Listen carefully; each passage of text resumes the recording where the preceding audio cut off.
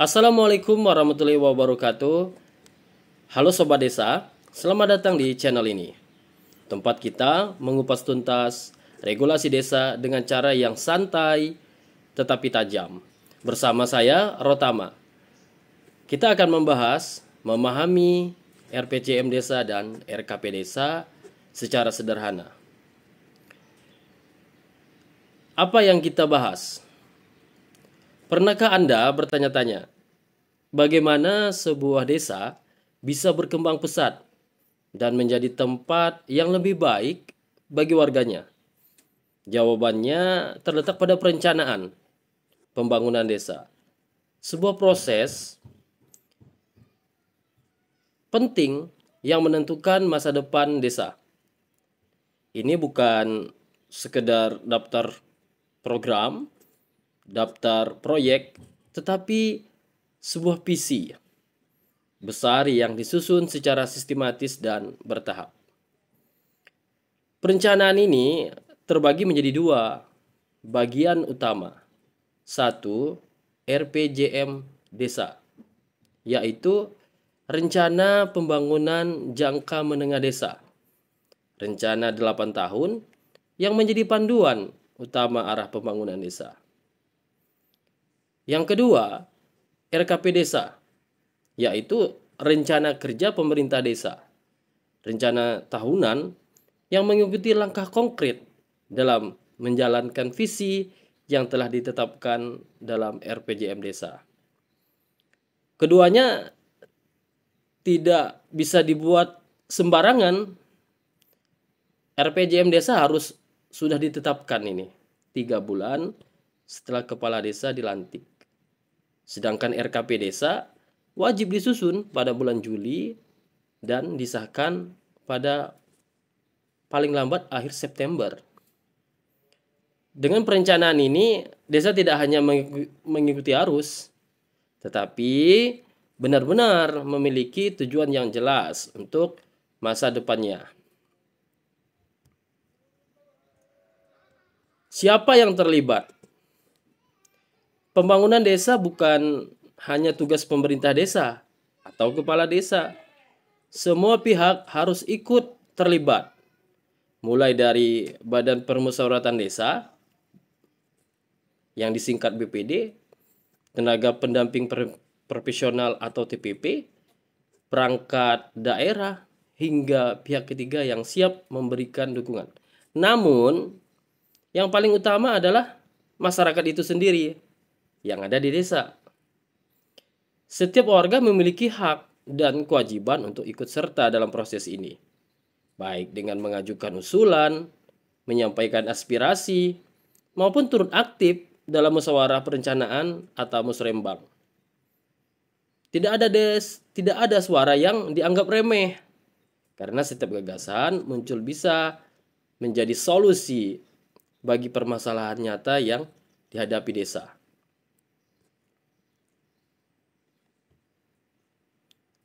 Di mana proses ini dilakukan? Proses ini terjadi di desa itu sendiri, di balai desa, di rumah warga, bahkan di warung kopi, tempat warga berkumpul. Setiap suara dapat disampaikan dalam berbagai bentuk, baik secara tertulis maupun lisan. Nah, melalui diskusi kelompok, rembuk warga, atau langsung kepada BPD atau kepala desa.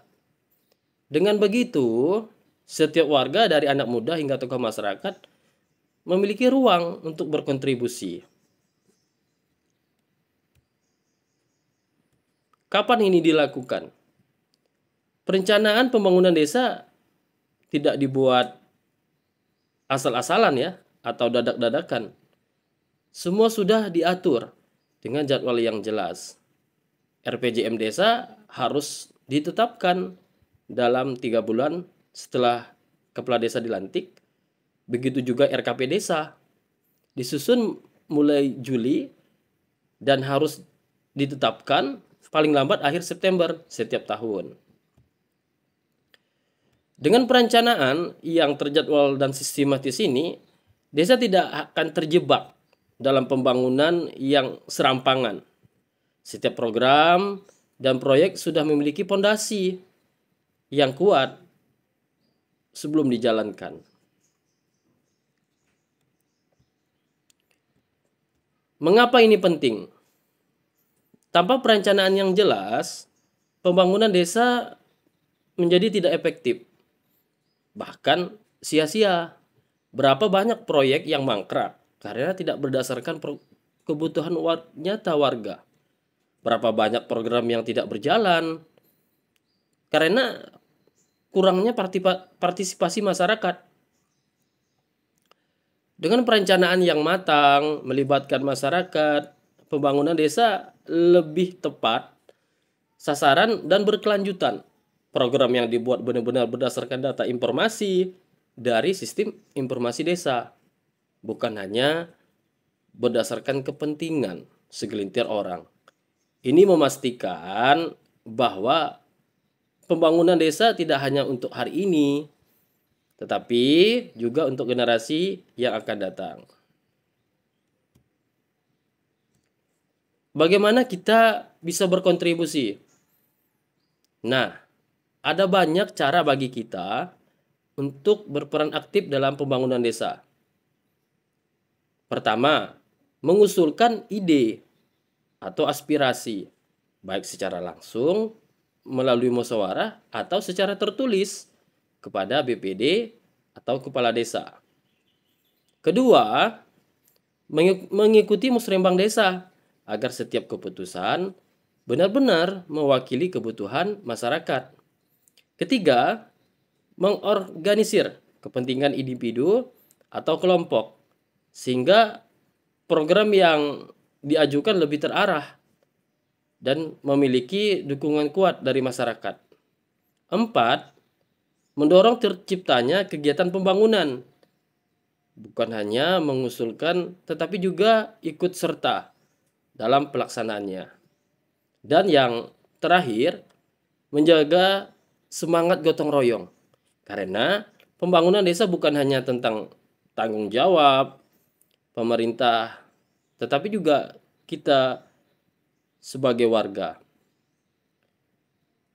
Sebagai warga desa, kita memiliki hak untuk bersuara dan kewajiban kita untuk ikut serta.